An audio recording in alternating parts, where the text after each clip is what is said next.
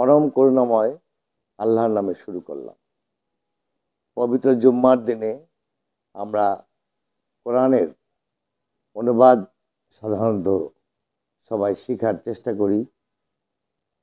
অনেক দিন আপনারা জানেন, আবার নতুনভাবে সামরিক কর্মকর্তা যে অবসরপ্রাপ্ত যারা আছেন তাদের অনুরোধে এবং আমার বন্ধুবান্ধব সবার ভোটে আবার রাজনীতিতে আমি সংযুক্ত হয়েছি এবং আমরা সবাই জনতার দল নামে একটা নতুন রাজনৈতিক দল সৃষ্টি করেছি।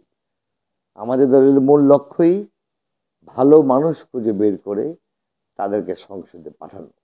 আর ভালো মানুষ হতে হলে অবশ্যই আমাদের কোরআনের বাংলা অনুবাদ আমাদের শিখতেই হবে। আল্লাহ তাআলা আমাদের যে বিধান দিয়েছেন সেই বিধান বুঝতে হলে কোরআনের অনুবাদ বুঝতে হবে এবং সেই বিধান মতো আমরা যদি চলি তাহলে ইনশাআল্লাহ তাআলা আমরা সবাই ভালো হব। আল্লাহ আমাদের হেদায়েত দান করবেন। আমি আগেও আপনাদেরকে বলেছি সূরা মাউনের কথা। বিসমিল্লাহির রহমানির রহিম। আরাইতাল্লাযী ইউকাযযিবু বিদ্দীন ফাযালিকাল্লাযী ইয়াদউল ইয়াতীম ওয়ালা ইয়াহুদ্দু আলা তুআমিল মিসকিন ফাওয়াইলুল লিল মুসাল্লিন ওয়াল্লাযীনা হুম আন সালাতিহিম সাহুন আল্লাযীনা হুম ইউরাউনা ওয়া ইয়ামনাউনাল মাউন। যে এত সুন্দর সূরা, আমরা যদি একটু অর্থটা বুঝে পড়ি তাহলে আমরা কোনো দিন আর খারাপ কাজ করব না। কারণ আমরা কোরআনকে সবাই মারি, কোরআনকে সবাই ভয় পাই।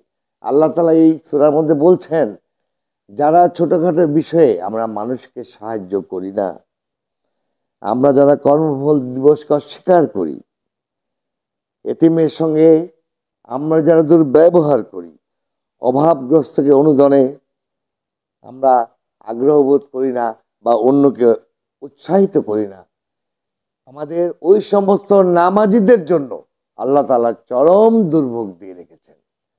অতএব আমরা যেন সবাই সূরা মাউনটা মন প্রাণ দিয়ে মুখস্থ করি এবং বুঝে আমরা যেন ওইভাবে মানব জীবনে চলাফেরা করি।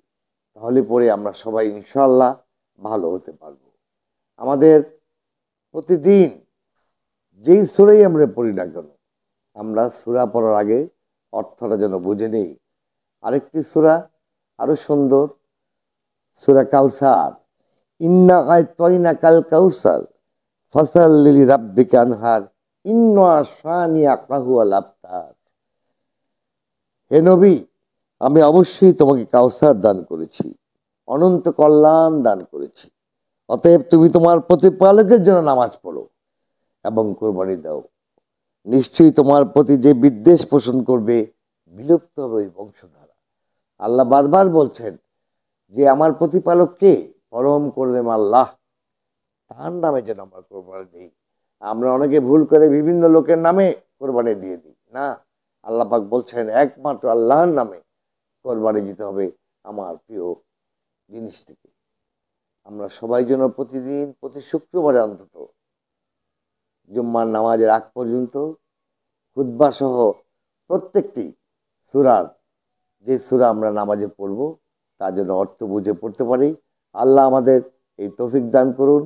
আমরা সুস্থ সুন্দর হয়ে তখনই জীবন যাপন করতে পারবো, তখনই আমরা সত্যিকারের গণতান্ত্রিক সমাজ, আইনের শাসন প্রতিষ্ঠা করতে পারবো, যখন কোরআন বুঝে আমরা সেই মতো নিজেকে পরিচালিত করব। আপনারা সবাই আমার জন্য দোয়া করবেন।